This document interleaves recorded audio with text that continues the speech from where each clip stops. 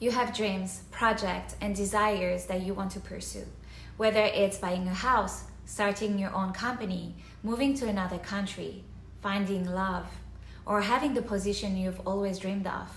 Or perhaps there are situations in your life that you want to resolve, like having a serious conversation with someone where you speak your truth, leaving a relationship, or forgiving someone who hurt you. All of these examples require two things: stepping out of your comfort zone and taking action. And for a long time, I followed the advice of people who told me, do it scared, do it anyway, and over time it will become a habit, and the fear will go away, you will overcome it. Well, let me tell you, after doing it scared countless times, it led me nowhere except down a road filled with anxiety, overthinking, and stress. Sure, I got results, yes, acting from a place of fear. I gained new clients, I had honest conversations, and I made things happen because I pushed through the fear. But could I have achieved different results by acting from a different place? And why should I put myself through that anyways? Isn't it more enjoyable to act from a place of love and ease? Don't we always have the choice to decide how we want to feel before taking action? Aren't we in control of our thoughts and emotions? So I decided to take control of my emotions and how I wanted to feel before making important decisions and taking action.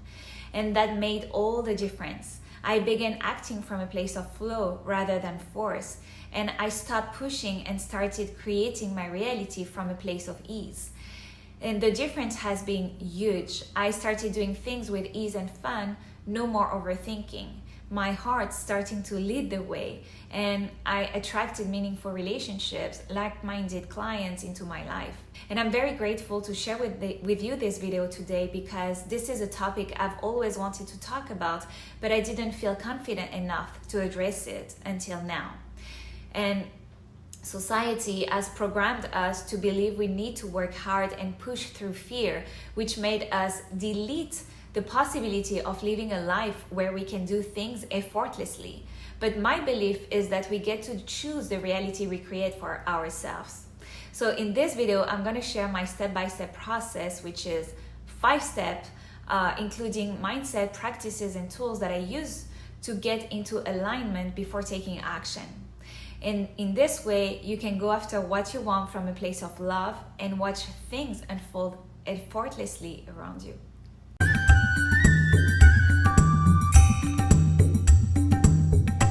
Hi, my name is Noemi, and I help people create a life they truly love by guiding them to step into their personal power, embrace self-love, and trust their intuition every day. If this is something that resonates with you, like and subscribe. So, what is being in alignment? 15 years, precisely. The planets will align ever so nicely.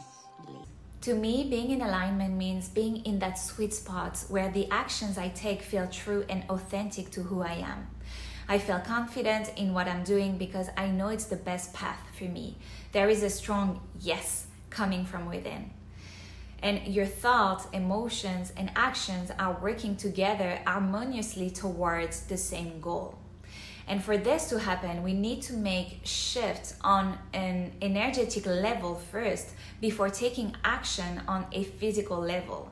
So if today you desire something specific, but you are not in alignment with it, it's likely because you have energetic blocks. And these blocks could be emotions trapped in the body or limiting belief embedded in your subconscious mind. And these emotional or mental blocks create resistance, confusion, or doubt when making decisions or taking actions towards your goals. So to move past these blocks and step into alignment, it's crucial to first identify these energetic limitations and release them so you can fully step into your power. So, step 1, start with an intention. What is it that you intend to do? Setting an intention has really helped me release the need for control over outcomes. When I intend to do something, I acknowledge that I'm not certain it will happen exactly as I imagine, and that's okay. As human beings, we have a natural desire to control outcomes because it gives us a sense of certainty and security. But what if, instead of trying to control everything, we simply intend to buy that house, have that important conversation, or start our own company and then trust in divine timing? What if, when what we desire doesn't happen, something even better shows up instead? And by setting an intention, we release control while staying open to possibility beyond our expectations. To me, an intention is a clear and purposeful commitment to something I want to create or experience. And it directs your energy, your thoughts, and action towards what you desire. So think about your intention and the feeling that you would like to create. For example, right now, I intend to have a meaningful conversation with someone I deeply care about. And the feeling I'm cultivating for this conversation to happen are peace and freedom. So you can write your intention in the present tense. As an example, I am having an open and honest conversation with Clara that comes from a place of love, making me feel at peace and free. I am cultivating deep, meaningful connection with those I love, filled with trust and understanding. I am nurturing my body with healthy foods and regular exercise, feeling vibrant and full of energy. I am confidently sharing my ideas and services, attracting customers who resonate with my mission. So what's going to happen is that you will be focusing your energy on cultivating these feelings and mindsets, which at some point will lead you to create this experience for yourself. Step 2, measuring where you are right now. So step 2 is about assessing how close you are to your intention. And I like to use a scale from 0 to 10 for this, where 0 means you're not there at all. It's a strong no. And 10 means, yes, I'm taking this step today. And so I approach this process very intuitively. I don't overthink it. I just feel it. So what I'm gonna do is that I'm gonna close my eyes and ask myself, what's my number on a scale of 0 to 10? And once you have your number, keep it as a mental note and ask yourself, what needs to be released to increase it by 2 points? For example, if your number is 4, consider what needs to be released to make it a 6. And here are 3 important points to consider. First, if you find yourself saying, I don't know, remember, yes you do, you're just afraid to face it. Fear can cloud our clarity, so what needs to be released is often fear. Second, when we are not very connected to our emotion, it can be challenging to identify what's preventing us from moving forward. So using an emotional wheel like this one can be very helpful. And you can find one easily by searching on Google emotional wheel. Third, most of the time, fear shows up first, whether it's fear of the unknown, fear of losing someone, fear of losing yourself, or fear of judgment, rejection, etc. Fear is one of the most common emotional barriers that keep us stuck and prevent us from taking action. And it often manifests as excuses, procrastination, or avoidance, which make it difficult to see clearly what's truly holding us back. So if fear is holding you back right now, just name it. What is it that you fear? When we name and express our fears, or any other emotions, we acknowledge and validate them, which reduces their intensity and improves our emotional regulation. So trust what comes to you and write it down to express it. This way, it won't just be in your mind, but it will be on paper. And make a list of all the emotions that arise and are blocking your ability to receive. Step 3, personify the emotion. Step 3 is about personifying your emotions. This process has been very therapeutic for me. When you personify an emotion, you create emotional distance, which helps you separate your identity from it. And this helps you observe and address the emotion without being consumed by it. And there are many ways to personify an emotion, but one effective method is to imagine the emotion as a character in your life. And this approach allows you to create a narrative around the emotion, making it something you can engage with directly rather than something abstract that feels very powerless. So for example, I wrote about fear in an essay that I've called Her Name is Fear. And in there, I engaged in a dialogue with this emotion as if she were a person. And my intention in this story was to open myself up to unconditional love and receptivity. So here's a passage where I personify fear.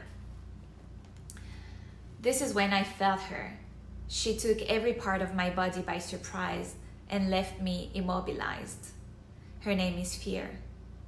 She was here to guide me and show me what this could be. What am I supposed to do with you? I asked. Let me be part of you, she replied.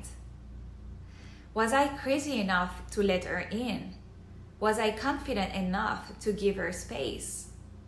Was I deserving enough to let her guide me? Was I ready to receive her?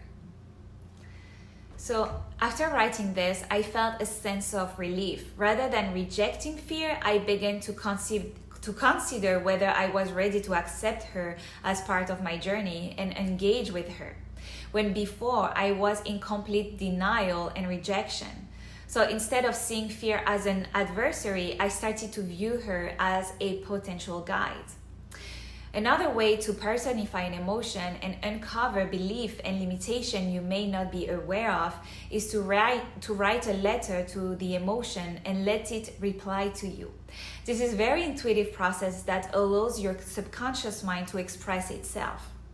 So for example, you can start by writing a letter to fear, beginning with Dear Fear, and see what comes up for you.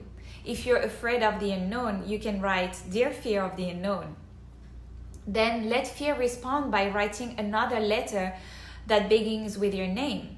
For example, if your name is Daniel or Stephanie, you will start the letter with Dear Stephanie, Dear Danielle, and sign it with fear. I want to read you an example of my letter to fear. Dear Fear, I've been wanting to contact you, but the thought of it scares me. I'm writing to you because I don't know what to do.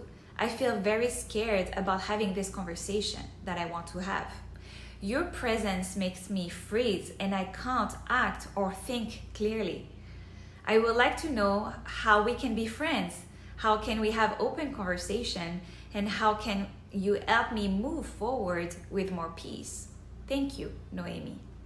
So the letter is longer, but I wanted to share how I express my feelings about fear while requesting help and stating what I want from her. So whenever you write a letter to an emotion, ask for answers and you will gain the clarity you're looking for. So fear replied to me, which was basically me embodying the character of fear. And I want to read this to you too. Hi Noemi, nice to meet you finally. I was wondering when we will be able to meet. Not everyone is willing to face me and dare to become my friend. I like this about you. I've read your letter carefully and I get how my presence can be confusing, although I'm here for a reason. Every time I show up, it is for you to learn something. I've never been here to stop you. My mission is to help you grow stronger so one day we can become best friends. So if you want to be part of my friends group, you gotta understand the opportunities of growth and the lessons I'm sending your way. I want you to know that this is an opportunity I'm giving you each time you feel my presence. So start by asking yourself, what opportunity I am being offered when I am in your presence? You will soon be part of my VIPs. With love, Fear. So, thanks to this letter where fear replied to me, I was able to brainstorm and list all the growth opportunities that fear was presenting. And as I did this, fear became my friend. I could feel an internal shift after writing down the opportunities she was offering me. It was as if I had shone a light on the shadows, allowing me to release what was holding me back. And when you integrate fear and allow it to become your friend, you create space for other emotions to emerge, because fear is no longer blocking the way. And you'll be surprised by what you can uncover through this process. And I've used this technique with various emotions and states that I wanted to embrace. For example, I wrote a letter to Abundance, and Abundance replied back. And this was a fun and very insightful process, and I learned so much about my own limitations. So this process can also be done verbally if you prefer to record your voice or visualize the experience through meditation, art, drawing, like whatever works for you. The key is to find your own way of expressing it, because when we express, we release. And once you've completed this process, return to your scale and see if your number has increased. I know that for me, after this practice, my score went from a 3 to a 4.5 out of 10.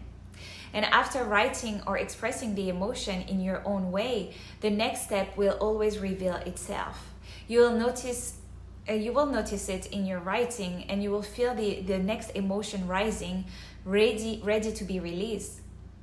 So once fear has been expressed, it truly gives you the opportunity to dive deeper and welcome what needs to come next. Something very interesting I've noticed with each letter that I've written is the tone of the emotion. Sometimes it's playful, other times it's very serious, and at times it feels like vintage, like with very sophisticated language. It's fascinating to personify emotions. And if you have someone you feel close to, a best friend, a parent, a sibling, someone with whom you can be vulnerable, I really encourage you to read these letters to them. It can be truly liberating to express yourself. You can also read them out loud in front of your mirror if you feel like it. Then, if you trust it, your intuition will always guide you to the next step. You may not see the entire plan, but the next step will be there, waiting for you. It's up to you to decide whether to face it or not. Step 4, mapping your path. So when you engage in your release work, it's essential to maintain a healthy balance and keep your intention in mind regarding who you aspire to become. A lot of releasing can leave us feeling lost if we don't firmly hold on to our vision for ourselves. And so part of this process involves asking yourself, who do I want to become? How will this action I want to take serve me and others? Sometimes when we focus too much on a particular decision and how this decision will impact us, we forget about the broader effects our actions can have on others and the greater good. Consider how the action you aspire to take will make you a better person. How will it elevate your state of consciousness? How will it benefit you and others, as well as all areas of your life? And I like to use the following visual circle when I do this, because it's very helpful to see the impact of my actions and stay focused on my direction. And here's how it works. In the first circle, write your intention. For example, I intend to love myself fully and step into my power with confidence. Next, consider how this intention can impact your personal growth. Perhaps it will help you accept yourself, stop people-pleasing, implement boundaries, and live more aligned with who you are. And if you accept yourself, stop people-pleasing, implement boundaries, and live more authentically, in what ways will this impact your relationships? Maybe you will attract people who respect your boundaries, value you for who you truly are, and support your personal growth. And this could lead to deeper, more authentic connection with others, as you won't be seeking validation from those who don't align with your values. And if you cultivate this type of connection, how will this impact your career? You may feel more confident and supported in pursuing your career goals, as your relationship will uplift and encourage you rather than drain your energy. And if you feel more confident in pursuing your career goals, How will that affect your finances? You might find yourself making more empowered financial decisions because you will feel secure in your worth and skills. And this could lead to pursuing higher paying opportunities, asking for raises or promotions, and setting clear financial goals. And ultimately, your future self may feel empowered, fulfilled, and at peace because you will be making confident choices aligned with your true self, living a life that reflects your core values. So by visualizing these impacts, you can maintain focus on your intentions and navigate any challenges you may be facing with a strong purpose. And this practice has helped me so much stay focused on my attention and move forward with more ease. So I invite you to do this exercise, print it, and put it somewhere you will be able to see every day. Step 5, taking responsibility. To me, we are ultimately responsible for the lives we create. And a powerful question to reflect on is, where do I feel I'm not taking responsibility in my current situation? For example, I've always found it easy to start new projects and ideas. I'm very proactive in taking action. However, I struggled with endings, be it project, conversation, or relationships.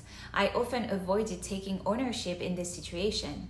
And I will be on the phone with someone, and at the end of the conversation, I will say something like, I'm going to let you do your thing. I'm going to let you sleep. I'm going to let you work, instead of clearly stating, hey, I need to go now. This lack of directness meant I wasn't taking responsibility for my own decisions.